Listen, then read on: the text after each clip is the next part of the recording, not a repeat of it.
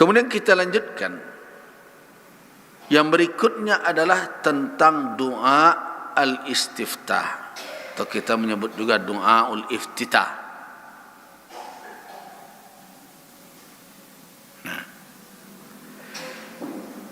ada beberapa kajian yang perlu difahami dahulu tentang doa ul-istiftah ini. Yang pertama tentu adalah perkara hukumnya. Apa hukum membacanya? Yang kedua, baru pembahasan tentang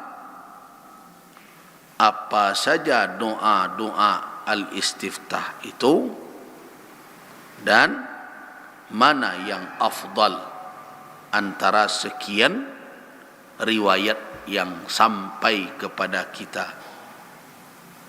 Baru kemudian yang ketiga adalah al-israr awil jahr. Apakah membaca istiftah itu jahar atau sir? Dan yang keempat adalah masyru'iyyatu isti'mali hadis Ali fi du'ai al-istiftah lil imam wal ma'mum. Apakah disyariatkan membaca doa istiftah yang diriwayatkan dari Ali bin Abi Thalib untuk imam dan makmum, yaitu wajjahtu wajhiyya? Apakah itu yang dianjurkan? Nah, itu beberapa pembahasan kita. Nah, kita mulai dari hukum. Hukum membaca doa al-istiftah adalah mustahabbun masnun. Artinya dia adalah amalan yang disunnahkan. Dianjurkan dan disunnahkan. Ini adalah pendapat jumhurul ulama, 4 imam mazhab dan yang lainnya. Bahkan Ibnu Hubairah mengatakan bahwa sunnahnya membaca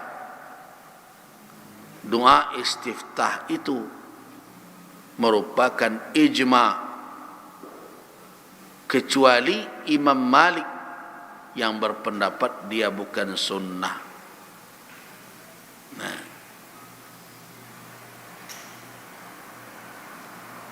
pendapat yang kedua, di luar dari yang tadi, mengatakan bahwa membaca istiftah itu wajib hukumnya. Itu pandangan Ibnu Battah, dan jelas sekali bahwa itu pendapat yang lemah sekali. Tidak ada dalil yang menunjukkan kekuatan dari hukum itu. Yang menguatkannya tidak ada. Nah, kata Ibnu Taimiyah, ada yang menyebutkan bahwa ini adalah salah satu pandangan dari Imam Ahmad. Tapi Ibnu Taimiyah khawatir, bahkan tidak mempercayai bahwa itu pendapat Imam Ahmad. Pendapat yang ketiga, ada yang mengatakan bahwa doa istiftah tidak disyariatkan sama sekali. Ini yang dikatakan orang pendapat Imam Malik bin Anas. Nah, walaupun pengetahuan atau wawasan Imam Malik sangatlah luas dan gurunya begitu banyak, tapi beliau tampaknya ada yang menduga tidak sampai kepada hadis-hadis yang terkait dengan masalah istiftah, sehingga beliau berpendapat tidak disyariatkan. Dengan alasan beliau mengatakan bahwa sahabat tidak mengenal doa ini, ay la yaqra, tidak membacanya. Bahkan yang ada adalah para sahabat menurut Imam Malik adalah yukabbir wa yaqra, bertakbir langsung membaca saja, tak pakai istiftah. Nah ini di samping itu ada hadis yang dijadikan rujukan, hadis Anas. Apa kata Anas bin Malik radhiyallahu anhu, kana Nabi sallallahu alaihi wasallam wa Abu Bakar, dan Abu Bakar, begitu juga wa Umar dan Umar, yaftatihuna as-salah, membuka salat mereka dengan alhamdulillahi rabbil alamin. Tak ada pakai istiftah. Nah itu yang jadi dasar bagi Imam Malik mengatakan tidak disyariatkan itu. Nah, tapi kalau kita lihat dari dalil-dalil itu jelas bahwa dalil jumhurul ulama tanpa ada keraguan bahwa membaca doa istiftah itu adalah sunnah. Nah, jadi sunnah. Yang sunnah itu bukan lebih baik ditinggalkan, tapi lebih baik dikerjakan. Jangan meninggalkan yang sunnah karena tahawun, memandang entengnya. Sesuatu yang sunnah itu adalah sesuatu yang disenangi di dalam syariat, dicintai oleh Nabi kita dan dicintai oleh Allah Subhanahu wa taala. Jadi jangan pandang enteng perkara yang sunnah. Ada orang kadang-kadang dah lihat selesai solat, kebetulan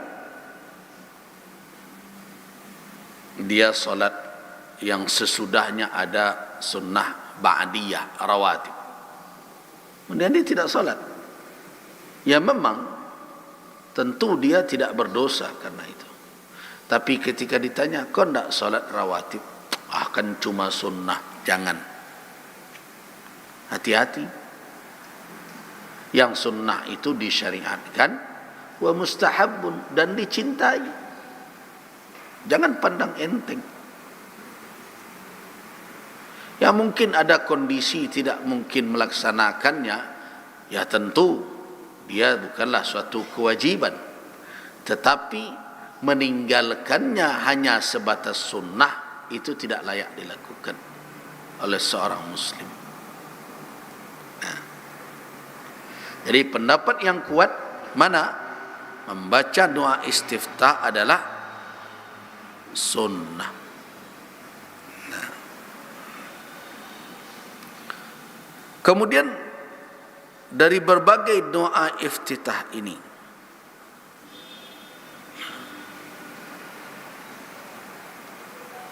ada beberapa riwayat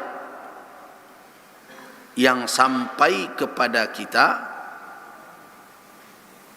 tentang doa istiftah.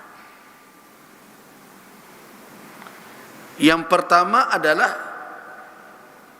riwayat dari Ali bin Abi Thalib di dalam kitab Sahih Imam Muslim rahimahullah. Apa bunyinya? Nah. Bunyinya adalah wajjahtu wajhiya lilladzi fatara as-samawati wal arda hanifa wa ma ana minal musyrikin. Inna salati wa nusuki wa mahyaya wa mamati lillahi rabbil alamin la syarika lahu wa bidzalika umirtu wa ana minal muslimin. Allahumma antal maliku la ilaha illa anta rabbi wa ana abduk zalamtu nafsi wa'taraftu bi dhanbi faghfir li dhunubi jami'a innahu la yaghfiru dhunuba illa anta wahdini li ahsanil akhlaqi la yahdi li ahsaniha illa anta wasrif anni sayyi'aha la yasrif anni sayyi'aha illa anta labbaika wa sa'daik wal khairu kulluhu fi yadaik wasyarru laisa ilaik ana bika wa ilaik tabarakta wa ta'alait astaghfiruka wa atubu ilaik. Nah, itulah doaul istiftah yang diriwayatkan oleh Imam Muslim dari Ali bin Abi Thalib radhiyallahu anhu. Anehnya dibaca oleh orang sekerat saja atau separuh saja. Nah, dibacanya sampai di mana? Sampai ana minal muslimin saja. Nah, saya tidak tahu alasan kenapa dipotong. Apakah karena Al-Quran sampai ke situ saja? Padahal dalam Al-Quran tidak ada petunjuk dan isyarat bahwa itu adalah doaul istiftah. Nah, atau karena terlalu panjang, atau bisa juga karena buku petunjuk yang dibaca semenjak kecil ya seperti itu, dan tak pernah pula bertanya lagi, merasa sudah cukup saja kaji sampai di situ. Nah, itu saja kemungkinan. Tapi kalau kita merujuk kepada dalil di dalam sunnah,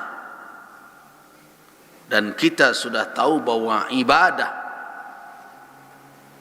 bergantung dengan petunjuk yang ada, maka tentu bagi siapa yang membaca doaul istiftah wajjahtu wajhiya, semestinya dia meneruskan Allahumma antal malik la ilaha illa anta anta rabbi ana abduk zalamtu nafsi wa'taraftu bidhanbi faghfir li dhunubi jami'a innahu la yaghfiru dhunuba illa anta wahdini li ahsanil akhlaqi la yahdi li ahsaniha illa anta wasrif anni sayyi'aha la yasrifu anni sayyi'aha illa anta labbaika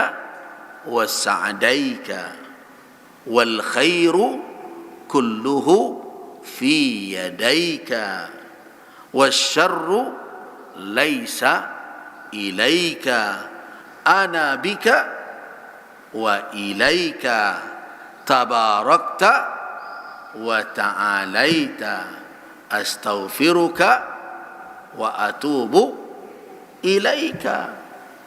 Nah, itu sempurnanya bacaan istiftah wajjahtu wajhiya lilladzi fataras samawati wal arda hanifan wa ma ana minal musyrikin inna salati wa nusuki wa mahyaya wa mamati lillahi rabbil alamin la syarika lahu wa bidzalika umirtu wa ana minal muslimin.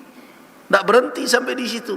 Allahumma antal malik la ilaha illa anta anta rabbi ana abduka anta rabbi ana abduka. Jadi Allahumma antal malik, ya Allah engkaulah al-malik, pemilik segenap kekuasaan, penguasa yang menguasai seluruh kekuasaan.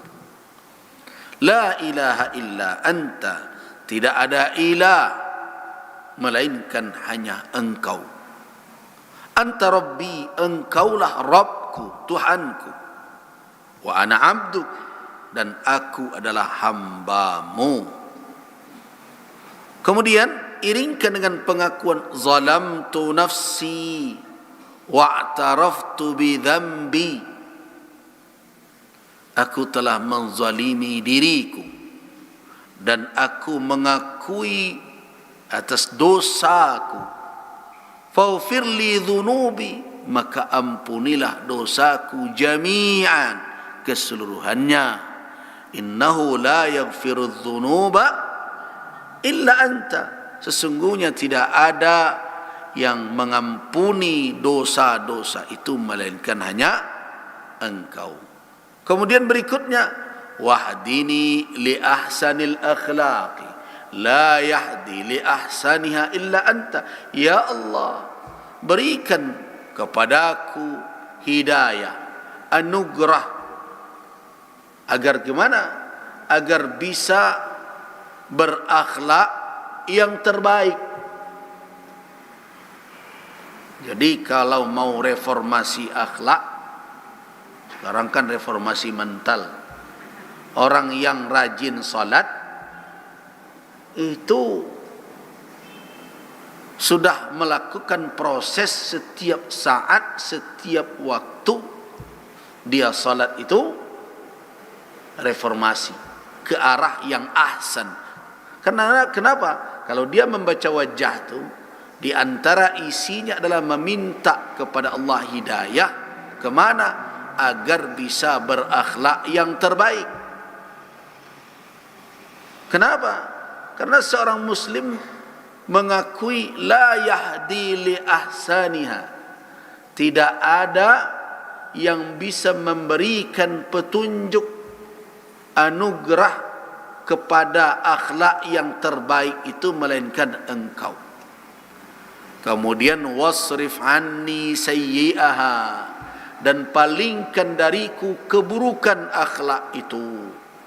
La yasrifu anni, tidak ada yang bisa memalingkannya dariku, menyingkirkan dariku, melainkan engkau. Illa anta la yasrif anni sayyi'aha illa anta labbaika wa sa'daik, aku penuhi panggilan, wa sa'daik, dan segera aku tunaikan petunjuk. Wal khair kulluhu fi yadaik, seluruh kebaikan keseluruhannya ada di tanganmu. Wasyarru laisa ilaik, keburukan yang aku perbuat tidak akan kembali, tidak akan tertuju kepadamu. Kemana keburukan itu? Kepada diri sendiri. Nah, kemudian ana bika wa ilaik, aku bersamamu dan akan kembali kepadamu. Tabarakta wa ta'alai, maha suci engkau dan maha tinggi. Astaghfiruka, aku mohon ampun kepada engkau. Wa atubu ilaik, dan aku bertaubat kepadamu. Nah, kalau dari kandungan maknanya, istiftah wajah ini benar-benar jami', menghimpun usul, ya, hal-hal pokok yang mendasar yang dibutuhkan oleh manusia dalam kehidupan dunia. Nah, dengan alasan inilah makanya Al-Imam Asy-Syafi'i dan juga pengikut-pengikut beliau dan juga Al-Imam Ibnul Munzir memilih inilah afdalud du'a fil istiftah, doa yang paling afdal dalam istiftah menurut mazhab Syafi'i dan juga pendapat Ibnul Munzir. Cuma afdal nan cukui tadi tu bukan nan sakare nan teralah. Jadi balik ditambah mapanya kalau itu juga dibaca.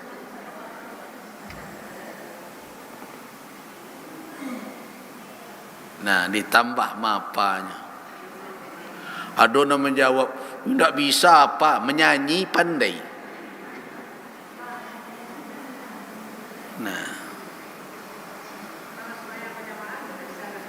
Nah, nanti kalau berjamaah ada hukum tersendiri. Nah, itu pendapat pertama, itulah yang afdal, doa al-istiftah. Yang kedua adalah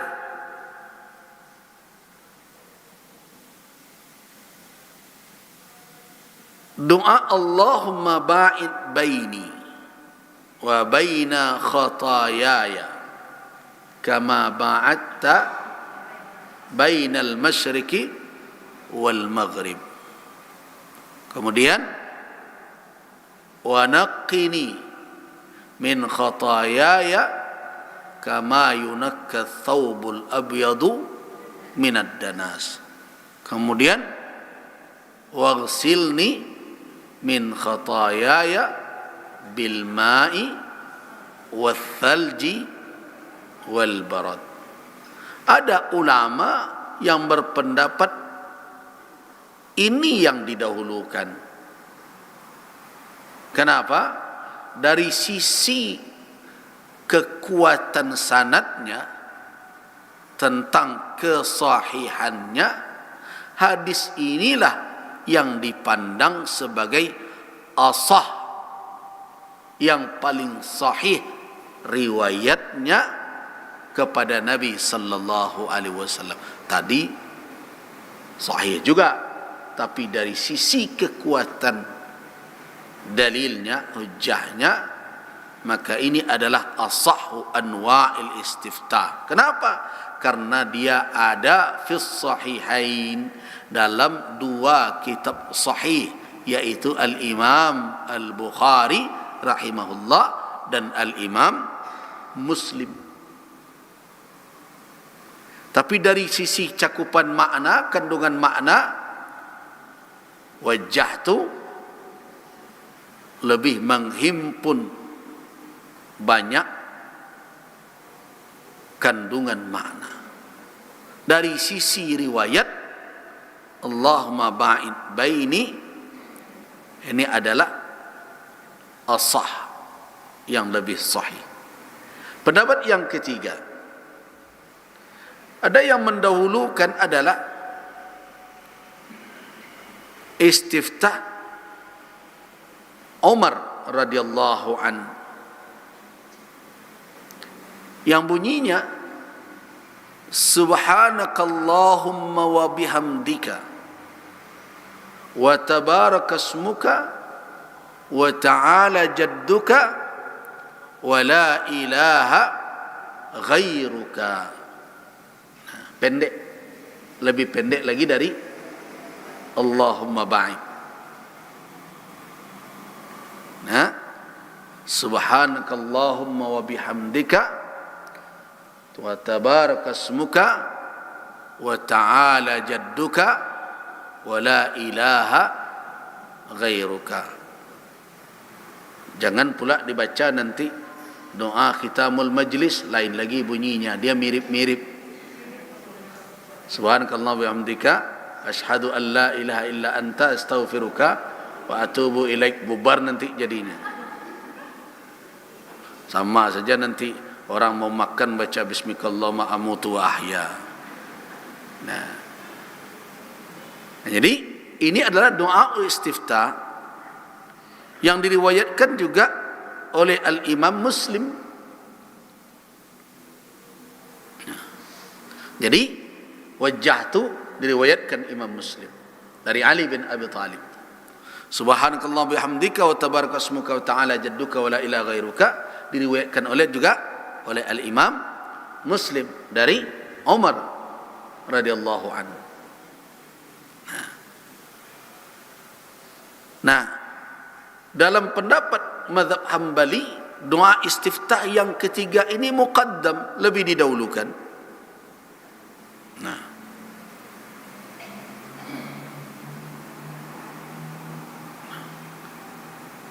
kenapa didahulukan? Nah, tentu ada alasan pula.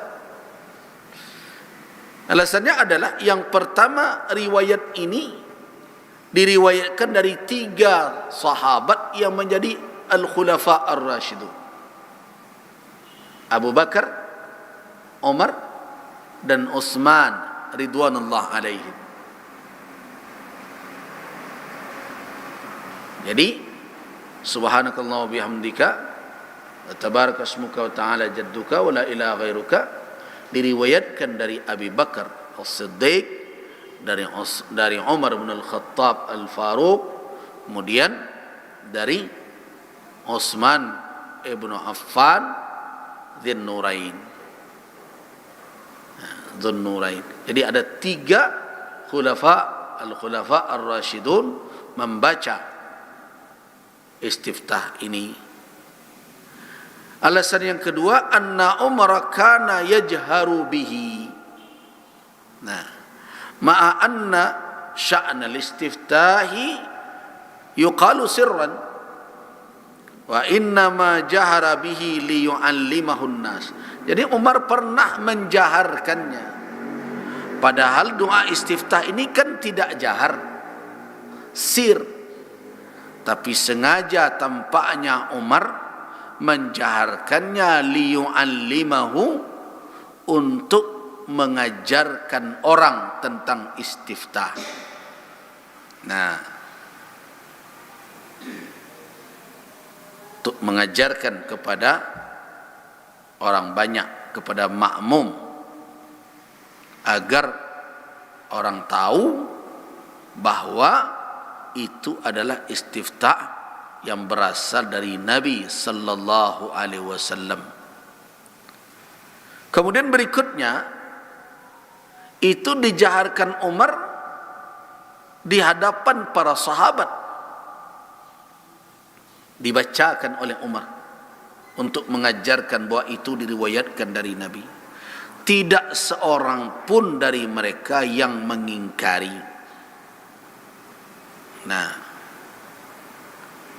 kemudian alasan yang keempat, menurut sebagian ulama, topiknya lebih hebat dibandingkan dengan doa istiftah yang 2 sebelumnya. Kenapa lebih?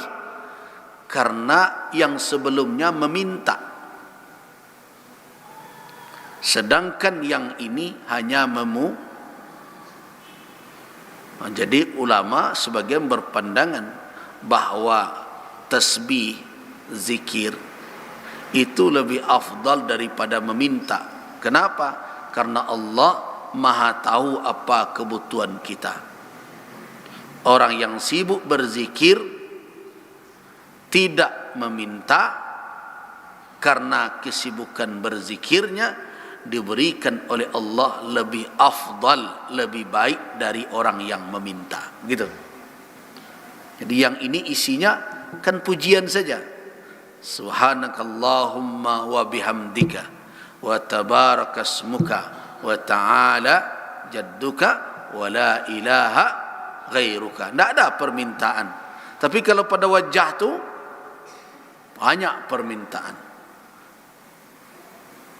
Kalau pada Allahumma ba'id, meminta saja. Nah, jadi mana yang lebih hebat kandungannya? Yang memuji saja. Nah, begitu pandangan ulama. Nah, inilah yang dipilih oleh Al-Imam Ahmad ibn Hanbal. Nah,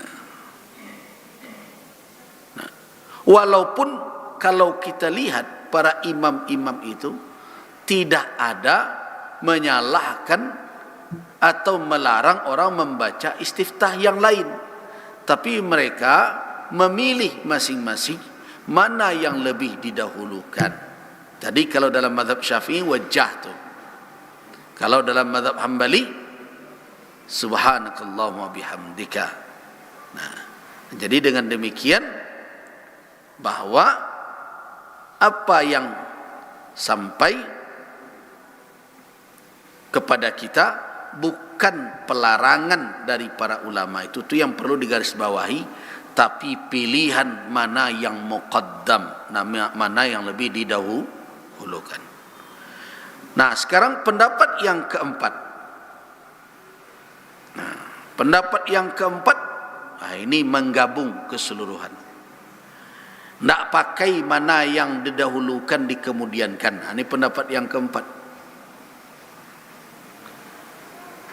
Pendapat yang keempat ini mengatakan annal musalliya, orang yang salat mukhayyar, diberikan hak pilih mana yang ketujuh. Pilihlah. Nah, karena itu lebih baik katanya kadang-kadang baca wajah tu, kadang-kadang baca Allahumma ba'id, kadang-kadang baca subhanakallahumma bihamdika. Nah, jadi kadang-kadang baca wajah tu, kadang-kadang baca Allahumma ba'id, kadang membaca subhanakallahumma bihamdika.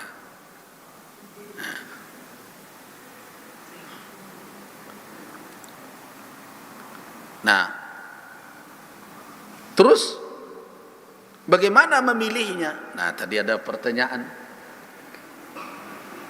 Saya lebih cenderung kepada pendapat yang ketiga, karena semuanya berasal dari Nabi sallallahu alaihi wasallam.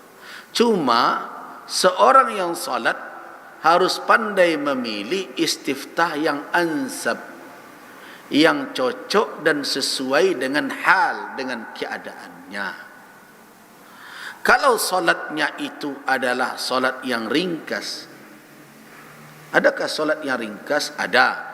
Imam itu disunnahkan untuk iqtisad fi shalah, tidak berpanjang-panjang betul, menimbang jamaah yang terlemah. Dia lihat mana yang lebih lemah, itu yang dia pertimbangkan, bukan yang kuat. Kalau yang kuat bisa mungkin Al-Baqarah gabung Ali Imran satu rakaat, ya bisa.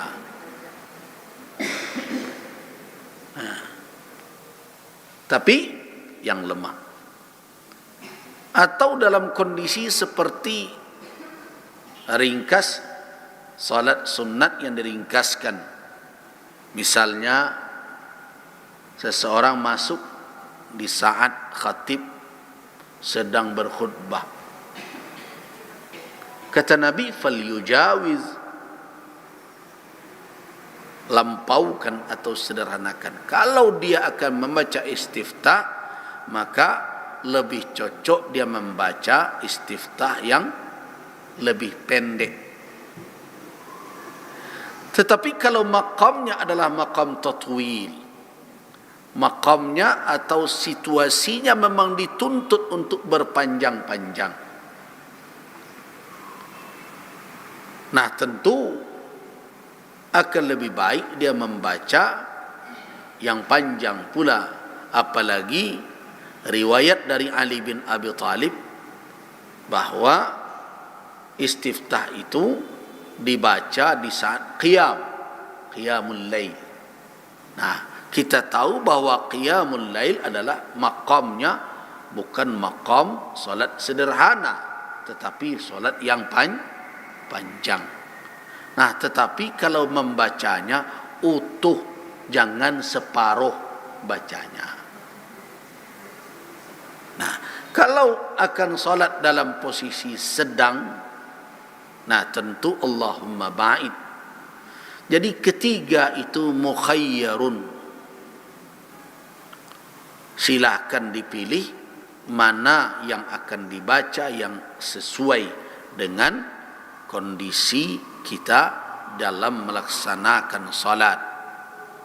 Nah, walaupun sebagian ulama memilih ada yang Allahumma ba'id yang afdal, yang didahulukan berdasarkan riwayatnya karena ada dalam sahihain.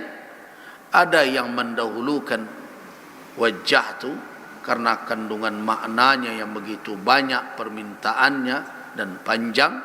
Tentu semakin banyak mengucapkan kalimat thayyibah dalam salat akan semakin besar pahalanya dan nilainya.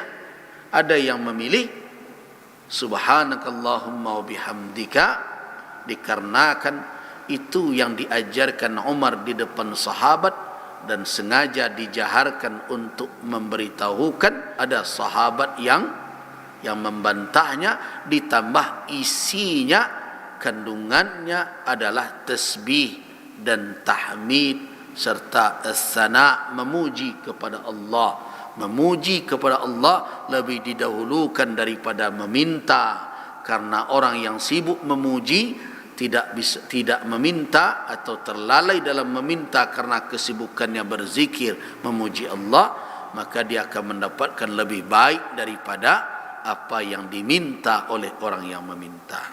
Nah, itulah tentang doa al-istiftah. Nah, sekarang bagaimana salat kita selama ini? Nah, saya yakin yang perlu diperbaiki itu adalah wajah tu yang tanggung itu. Itulah yang perlu. Karena hadisnya ke sana merujuknya.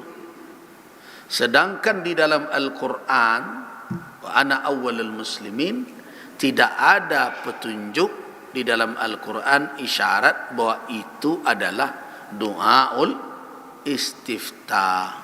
Sedangkan doaul istiftah merujuk kepada hadis Ali bin Abi Thalib. Hadis Ali bin Abi Thalib tidak terpotong sampai kepada ana minal muslimin. Nah, cobalah merubah beransur-ansur.